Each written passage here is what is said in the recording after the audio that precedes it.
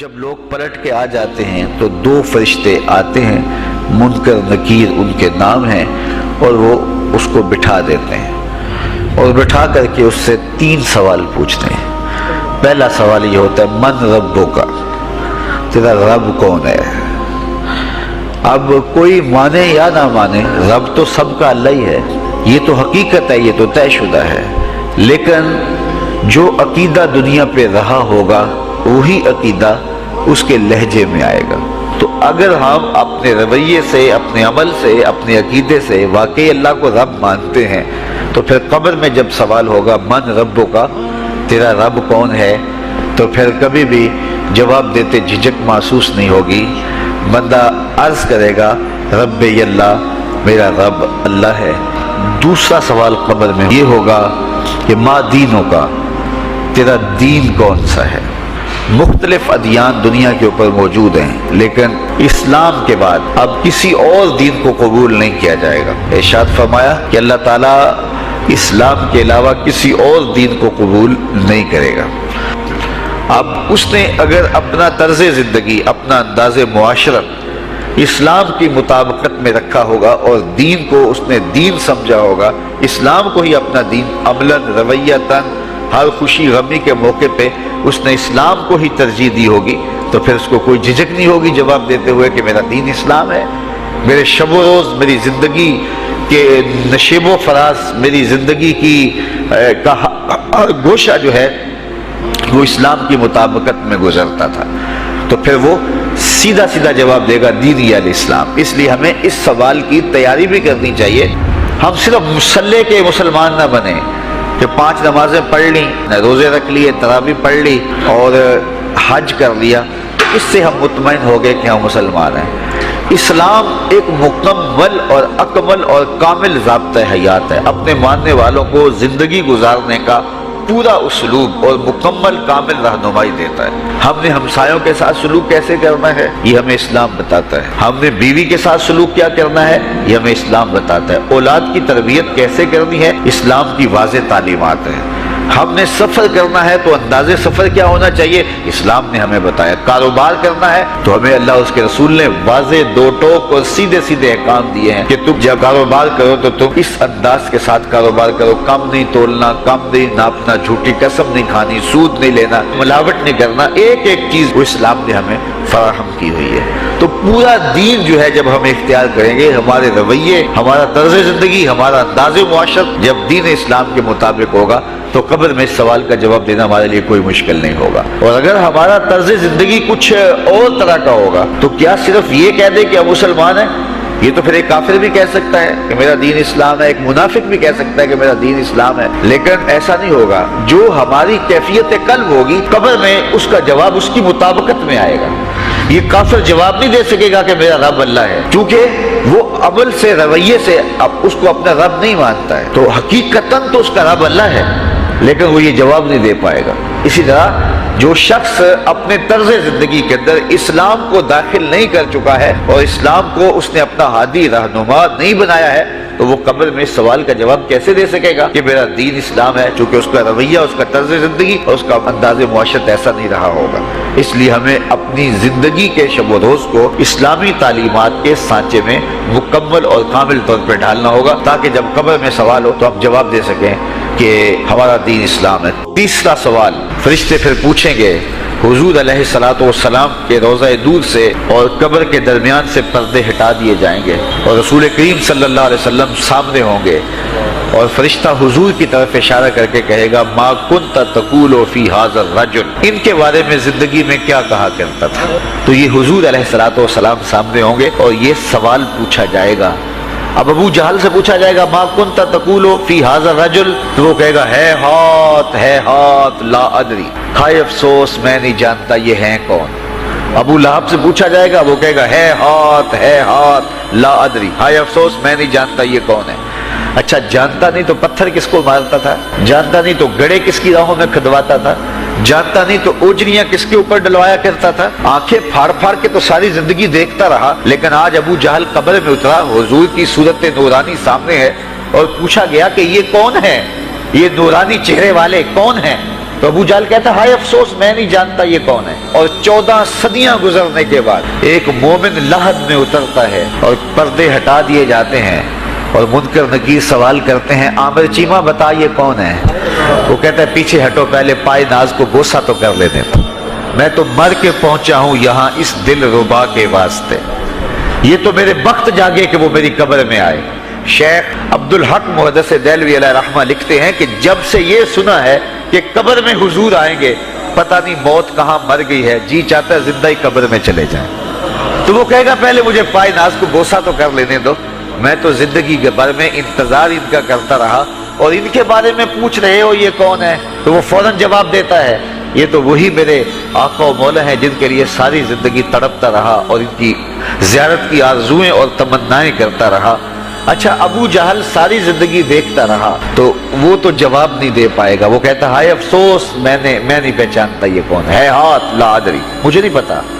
اور 14 صدیاں گزرنے کے بعد ایک مومن لحد میں اترتا ہے تو وہ فوراً کہتا ہے یہ تو وہی ہیں جن کے لیے زندگی گزار آیا ہوں. تو جس نے دیکھا تھا وہ پہچان نہیں سکتا اور صدیوں بعد جو دنیا کے اوپر آیا وہ فوراً پہچان بھی رہا ہے اور پائے ناز کو بوسے بھی کر رہا ہے. تو پھر اس کا کیا جواب ہوگا؟ تو اس کا جواب علامہ اقبال علیہ رحمہ نے دیا. وہ کہتے ہیں قبر میں یہ جو آنکھیں ہیں ان میں تو مٹی پڑی ہوگی, یہ تو بند ہوگی, دل کی آنکھیں کھلی ہوں گی. ابو جہل نے ان آنکھوں سے دیکھا تھا, یہ آنکھیں تو اب کھلی نہیں ہیں, تو ان سے وہ کیسے پہچانے گا؟ اور دل کی آنکھوں نے حضور کو دیکھا ہی نہیں تھا. اور یہ صدیوں گزرنے کے بعد جو مومن لحد میں اترتا ہے اس کی گو ان آنکھوں نے نہیں دیکھا تھا لیکن مومن کے دل میں حضور ہی بستے ہیں, اس لیے اس کی آنکھوں نے, دل کی آنکھوں نے حضور کو دیکھا اور پہچان لیا. اس لیے کہ دل کی آنکھوں نے حضور پہلے بھی دیکھے ہوئے تھے اور دل آرزو میں مچلتا رہا, اس لیے دل کو پہچاننے میں دیر نہیں لگی. تو وہاں یہ آنکھ نہیں پہچانے گی, یہ آنکھ پہچانے گی. تو حضور علیہ الصلوۃ والسلام کے حوالے سے جب سوال ہوگا, اگر اس سوال کا جواب نہیں آیا تو پھر جہنم کی کھڑکی کھول دی جائے گی, اور اگر اس سوال کا جواب آیا تو پھر جنت کے دروازے کشادہ کر دیے جائیں گے اور جنت کی ٹھنڈی ہوائیں اس کی قبر میں آ جائیں گی. بلکہ حدیث میں آتا ہے اسے کہا جائے گا کہ نم کنومت العروس, ایسے سو جا جس طرح دلہن سوتی ہے.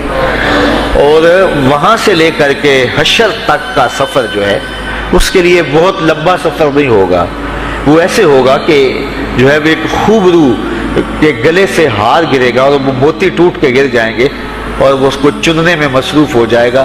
ابھی سارے موتی چن نہیں پائے گا کہ قیامت آ جائے گی. یہ مومن کے لیے اللہ نے آسانی رکھی. 50,000 سال کا دن ہوگا یوم محشر, لیکن جو مومن ہوگا اس کے لیے حشر کا اتنا بڑا دن ایسے ہوگا جتنا عصر کا وقت ہوتا ہے. تو اتنے فتح مکہ کا دن ہے. آپ جانتے ہیں کہ حضور کے پیچھے ایک بچہ بیٹھا تھا, حضور کا ردیف, جو خوشی سے اچھلتا تھا. بڑی خوشی کا دن تھا لیکن میرے حضور کا سر عجز سے جھکا ہوا تھا, حتیٰ کہ امامے کا کور اونٹنی کی کوہان کے ساتھ لگتا تھا. لیکن وہ بچہ تھا, نو عمر تھا, وہ اچھلتا تھا خوشی سے. تو حضور سے روکتے تھے, پھر وہ اچھلتا تھا, پھر روکتے تھے. وہ بچہ کون تھا؟ تاریخ میں ڈھونڈے, نواسا نہیں ہے, کسی انصاری سردار کا بیٹا نہیں ہے, کسی قریشی سردار کا بیٹا نہیں ہے, حضور کے خاندان کا کوئی فرد نہیں ہے. ہم نے تاریخ ڈھونڈی تو وہ حضور کے آزاد کردہ غلام اور منہ بولے بیٹے زید بن حارثہ کا بیٹا اسامہ بن زید ہے. فتح مکہ کے دن اپنے ساتھ جس کو بٹھایا وہ غلام زادہ تھا.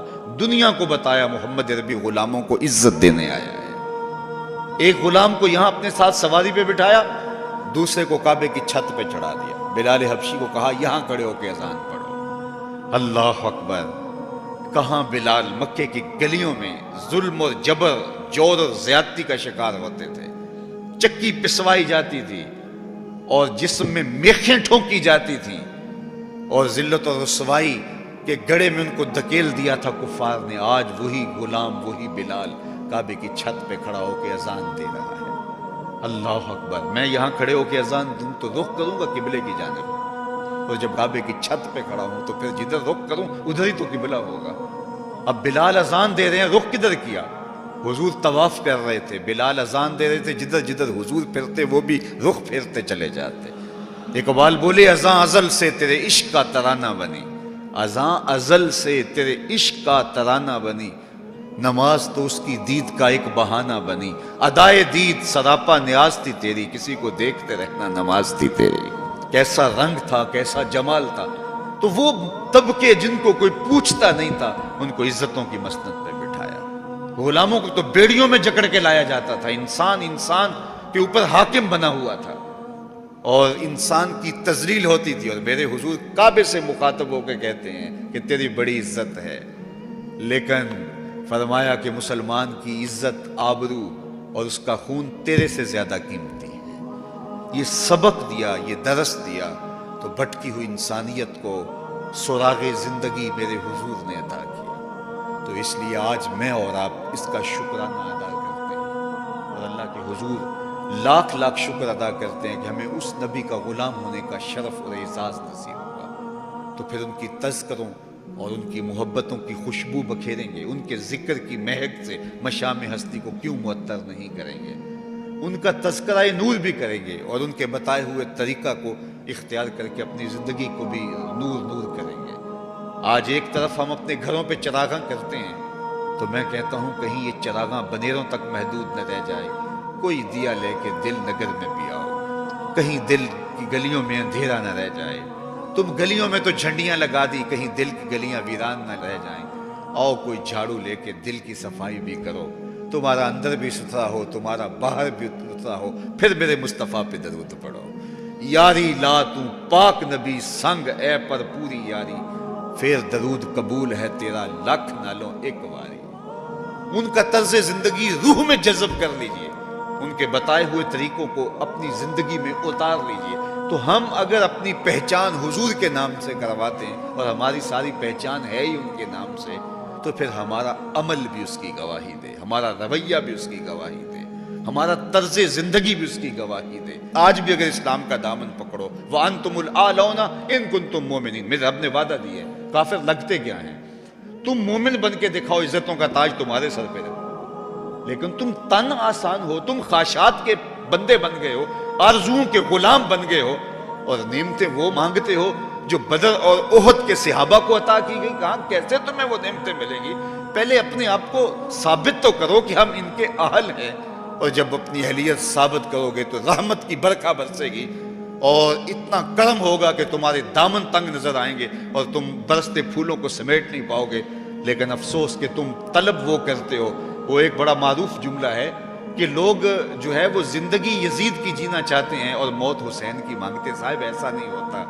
اگر حسین ابن علی جیسی زندگی گزاریں گے تو پھر ان کے مراتب رفیع کا حصہ نصیب ہوگا، لیکن اگر ہم اپنی خواہشات کی زندگی گزاریں گے اور کہیں گے کہ ہم چونکہ مسلمان ہوتے ہیں لہذا ساری نعمتیں ہمیں دی جائیں، ہم جھوٹے ہیں، ہم مکار ہیں، ہم 2 نمبر مال بیچتے ہیں، ہم جو چاہیں کریں، ہم وعدہ خلافی کریں، لیکن ساری عزتیں ہماری جھولی میں ہونی چاہیے، مسلمان جو ہوتے ہیں، لیکن ایسا نہیں ہوتا۔